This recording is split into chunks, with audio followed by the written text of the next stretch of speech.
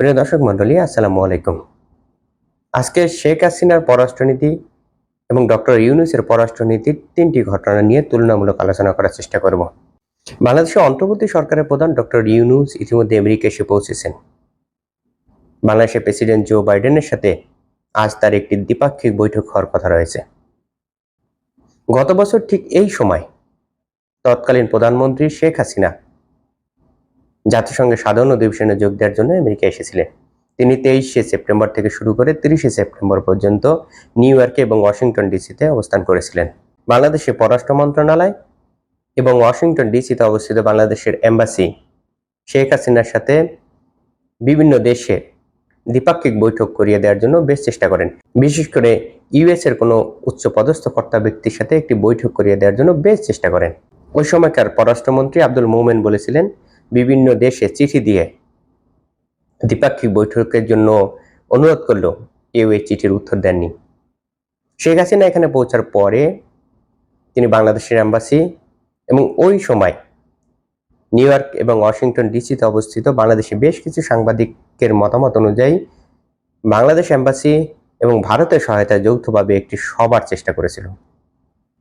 কিন্তু আমেরিকার কোনো উচ্চপদস্থ কর্তা ব্যক্তি সভা করার জন্য রাজি হননি। অবশেষে শেখ হাসিনা অনেকটা হতাশ হয়ে বাংলাদেশে ফিরে যান। পক্ষান্তরে ডক্টর ইউনূস তার দায়িত্ব গ্রহণের 1.5 মাসের মাথায় তিনি এই অধিবেশনে যোগ দিচ্ছেন এবং এই অধিবেশনে শুধুমাত্র আমেরিকার প্রেসিডেন্টের সাথে বৈঠক করবেন না, আরো বেশ কিছু দেশের উচ্চপদস্থ কর্তা ব্যক্তির সাথে তিনি দ্বিপাক্ষিক আলোচনা করবেন। এবং এই যে বৈঠকটি রয়েছে, আমেরিকার প্রেসিডেন্ট এবং বাংলাদেশের কোনো সরকার প্রধানের সাথে দীর্ঘ 25 বছর পরে এমন একটি সভা হইতেছে। শেখ হাসিনা মূলত পররাষ্ট্রনীতির ক্ষেত্রে ভারতের উপর নির্ভরশীল হয়ে পড়েছিলেন এবং ভারতও শেখ হাসিনা সরকারকে অনেকটা প্রকাশ্যে সমর্থন দিয়ে বিভিন্ন দেশে তদবির করত। 2024 সালের নির্বাচনের পূর্বে আমেরিকা যখন বাংলাদেশে একটি ভালো নির্বাচনের জন্য চেপে ধরেছিল, তখন শেখ হাসিনা দিল্লির মাধ্যমে আমেরিকাকে শান্ত করার চেষ্টা করেছিলেন এবং এই কথাটি আওয়ামী লীগের সাধারণ সম্পাদক ওই সময় স্বীকারও করেছিলেন যে তলে তলে সব আপোষ হয়ে গেছে, দিল্লি আছে, আমরা আছি। এবং নির্বাচনের পরে ভারতের বেশ কিছু কূটনৈতিক এই বিষয়ে তাদের সম্মতিও জ্ঞাপন করেছিলেন যে তারা বাংলাদেশের পক্ষ হয়ে আমেরিকাকে শান্ত করার চেষ্টা করেছিলেন। শেখ হাসিনার পতনের পরেও ভারত শেখ হাসিনার পক্ষে ওকালতি বন্ধ করেনি। বাংলাদেশে বিভিন্ন বিশৃঙ্খলা চলতেছে এমন একটি ন্যারেটিভ তৈরি করে, বিশেষ করে সংখ্যালঘুদের উপর হামলা হচ্ছে এমন একটি ন্যারেটিভ তৈরি করে এই বিষয়টিকে পশ্চিমাদের কাছে প্রচার করার বেশ চেষ্টা করেছিলেন নরেন্দ্র মোদী। 5ই আগস্টের পরে নরেন্দ্র মোদী এবং জো বাইডেনের মধ্যে যে প্রথম কথোপকথন হয়, সেখানে নরেন্দ্র মোদী উল্লেখ করেন বাংলাদেশের সংখ্যালঘুদের উপর হামলা হচ্ছে, বাংলাদেশের সংখ্যালঘুরা নিরাপদ নয়। কিন্তু হোয়াইট হাউস থেকে যে প্রেস নোট দেওয়া হয়, সেখানে বাংলাদেশের সংখ্যালঘু বিষয়টি উল্লেখ নেই। অর্থাৎ নরেন্দ্র মোদীর বাংলাদেশ বিষয়ে যে ন্যারেটিভ প্রোপাগান্ডা, সেই বিষয়টি আমেরিকার প্রেসিডেন্ট গ্রহণ করেননি, বিশ্বাস করেননি। এবং এটি শুধুমাত্র সম্ভব হয়েছে বাংলাদেশের সরকার প্রধান হিসেবে ডক্টর ইউনূস থাকার কারণে।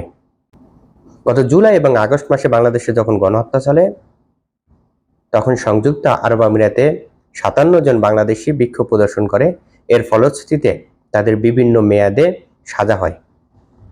ডক্টর ইউনূসের সরকার গঠিত হওয়ার পরে ডক্টর ইউনূস তার ব্যক্তিগত দক্ষতা ব্যবহার করে এই 57 জন বাংলাদেশিকে, যাদের বিভিন্ন মেয়াদে সাজা হয়েছিল, তাদের এই সাজা মওকুফ করে দেশে ফিরিয়ে আনার ব্যবস্থা করেন।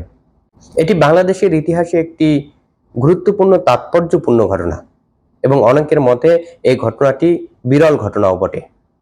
গত 15 বছর ধরে শেখ হাসিনা বাংলাদেশে পররাষ্ট্রনীতির ক্ষেত্রে অনেকটাই ভারত নির্ভর হয়ে পড়েছিলেন। সেই অবস্থা থেকে মাত্র 2 মাসে ডক্টর ইউনূস সেই ভারত নির্ভর বিদেশ নীতিকে স্বনির্ভর করার চেষ্টা করতেছেন এবং এক্ষেত্রে তিনি অনেকটা সফল হয়েছেন।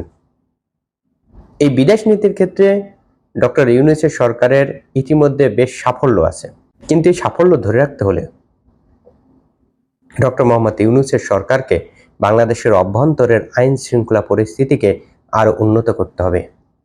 অন্যথায় শুধুমাত্র বিদেশ নীতিকে উন্নত করে বাংলাদেশে জনপ্রিয়তা ধরে রাখা যাবে না। আশা করব বাংলাদেশের আইন শৃঙ্খলা পরিস্থিতির দিকে ডক্টর ইউনূসের সরকার নজর দেবে, সেই প্রত্যাশায় আজকে এ পর্যন্তই।